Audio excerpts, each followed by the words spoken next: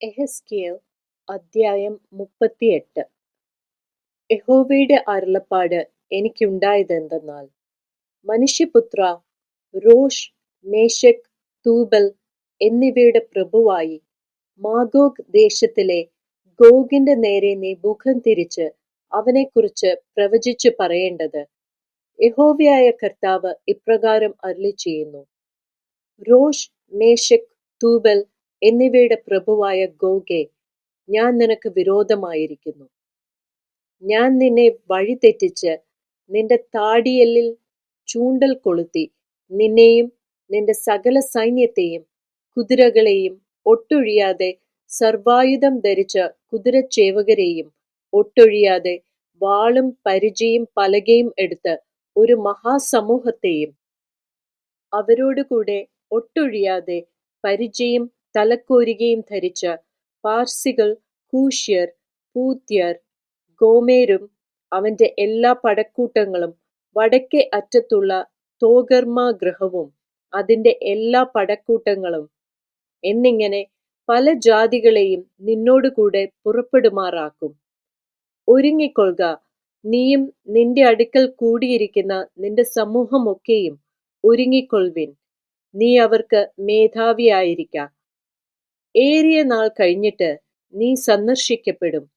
വാളിന് ഒഴിഞ്ഞു പോന്നതും പല ജാതികളിൽ നിന്നും ശേഖരിക്കപ്പെട്ടതുമായ ഒരു രാജ്യത്തിലേക്ക് നീ ഒടുക്കം വന്നു ചേരും. നിരന്തര ശൂന്യമായി കിടന്നിരുന്ന ഇസ്രയേൽ പർവ്വതങ്ങളിൽ തന്നെ. എന്നാൽ അവർ ജാതികളുടെ ഇടയിൽ നിന്ന് വന്ന് എല്ലാവരും നിർഭയമായി വസിക്കും. നീ മഴക്കോൾ പോലെ കയറി വരും. നീയും നിന്റെ എല്ലാ പടക്കൂട്ടങ്ങളും നിന്നോട് കൂടെയുള്ള പല ജാതികളും മേഘം പോലെ ദേശത്തെ മൂടും. യഹോവയായ കർത്താവ് ഇപ്രകാരം അരുളിച്ചെയ്യുന്നു. അന്നാളിൽ നിന്റെ ഹൃദയത്തിൽ ചില ആലോചനകൾ തോന്നും. നീ ഒരു ദുരുപായം നിരൂപിക്കും. മതിലില്ലാത്ത ഗ്രാമങ്ങൾ ഉള്ള ദേശത്ത് ഞാൻ ചെല്ലും. കൊള്ളയിടേണ്ടതിനും കവർച്ച ചെയ്യേണ്ടതിനും ശൂന്യമായി കിടന്നിട്ട് വീണ്ടും നിവാസികളുള്ള സ്ഥലങ്ങൾക്ക് നേരെയും ജാതികളുടെ ഇടയിൽ നിന്നും ശേഖരിക്കപ്പെട്ടും കന്നുകാലികളെയും ധനത്തെയും സമ്പാദിച്ചും ഭൂമിയുടെ മധ്യേ വസിച്ചും ഇരിക്കുന്ന ഒരു ജനത്തിന്റെ നേരെയും കൈനീട്ടേണ്ടതിനും ഒട്ടൊഴിയാതെ മതിലും ഓടാമ്പലും കതകും കൂടാതെ നിർഭയം വസിച്ച് സ്വൈര്യമായിരിക്കുന്നവരുടെ നേരെ ഞാൻ ചെല്ലും എന്ന് നീ പറയും. ശെബയും ദദാനും തർശീഷ് വർത്തകന്മാരും അതിലെ സകല ബാലസിംഹങ്ങളും നിന്നോട്, നീ കൊള്ളയിടുവാനോ വന്നത്? കവർച്ച ചെയ്യുവാനും വെള്ളിയും പൊന്നും എടുത്തുകൊണ്ടു പോകുവാനും കന്നുകാലികളെയും ധനത്തെയും അപഹരിപ്പാനും ഏറ്റവും വലിയ കൊള്ള നടത്തുവാനും ആകുന്നുവോ നീ നിന്റെ സമൂഹത്തെ കൂട്ടിയിരിക്കുന്നത് എന്ന് പറയും.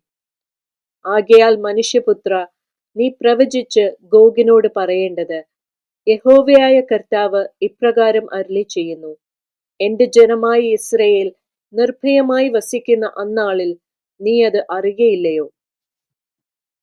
നീയും നിന്നോട് കൂടെ പല ജാതികളും ഒട്ടൊഴിയാതെ കുതിരപ്പുറത്ത് കയറി ഒരു മഹാസമൂഹവും മഹാസൈന്യവുമായി നിന്റെ ദിക്കിൽ നിന്ന് വടക്കേ അറ്റത്തു നിന്ന് തന്നെ വരും. ദേശത്തെ മറയ്ക്കേണ്ടതിനുള്ള ഒരു മേഘം പോലെ നീ എന്റെ ജനമായ ഇസ്രയേലിന്റെ നേരെ വരും.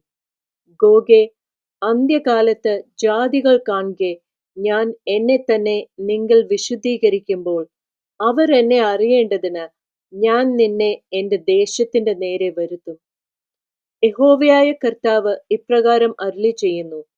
ഞാൻ നിന്നെ ഇസ്രയേലിന് വിരോധമായി വരുത്തും എന്ന് പണ്ടത്തെ കാലത്ത് അനേകം സംവത്സരങ്ങളായി പ്രവചിച്ചു പോന്ന അവരുടെ പ്രവാചകന്മാരായ എന്റെ ദാസന്മാർ മുഖാന്തരം ഞാൻ അന്ന് അരുളി ചെയ്തത് നിന്നെക്കുറിച്ചല്ലയോ? ഇസ്രയേൽ ദേശത്തിന് വിരോധമായി ഗോഗ് വരുന്ന അന്നാളിൽ എന്റെ ക്രോധം എന്റെ മൂക്കിൽ ഉജ്ജ്വലിക്കും എന്ന് യഹോവയായ കർത്താവിന്റെ അരുളപ്പാട്. അന്നാളിൽ നിശ്ചയമായിട്ട് ഇസ്രയേൽ ദേശത്ത് ഒരു വലിയ ഭൂകമ്പം ഉണ്ടാകും എന്ന് ഞാൻ എന്റെ തീഷ്ണതയിലും എന്റെ കോപാഗ്നിയിലും അരുളി ചെയ്തിരിക്കുന്നു.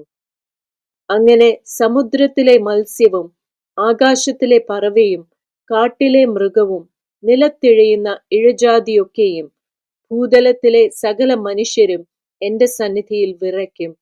മലകൾ ഇടിഞ്ഞുപോകും, കടുംതൂക്കങ്ങൾ വീണുപോകും, എല്ലാ മതിലും നിലംപരിചാകും. ഞാൻ എന്റെ സകല പർവ്വതങ്ങളോടും അവന്റെ നേരെ വാളെടുപ്പാൻ കൽപ്പിക്കും എന്ന് യഹോവയായ കർത്താവിന്റെ അരുളപ്പാട്. ഓരോരുത്തന്റെ വാൾ അവനവന്റെ സഹോദരന് വിരോധമായിരിക്കും. ഞാൻ മഹാമാരി കൊണ്ടും രക്തം കൊണ്ടും അവനെ ന്യായം വിധിക്കും. ഞാൻ അവന്റെ മേലും അവന്റെ പടക്കൂട്ടങ്ങളുടെ മേലും അവനോട് കൂടെയുള്ള പല ജാതികളുടെ മേലും പെരുമഴയും വലിയ ആലിപ്പഴവും തീയും ഗന്ധകവും വർഷിപ്പിക്കും. ഇങ്ങനെ ഞാൻ എന്നെ തന്നെ മഹത്വീകരിക്കുകയും എന്നെ തന്നെ വിശുദ്ധീകരിക്കുകയും പല ജാതികളും കാണെ എന്നെ തന്നെ വെളിപ്പെടുത്തുകയും ഞാൻ യഹോവ എന്ന് അവർ അറിയുകയും ചെയ്യും.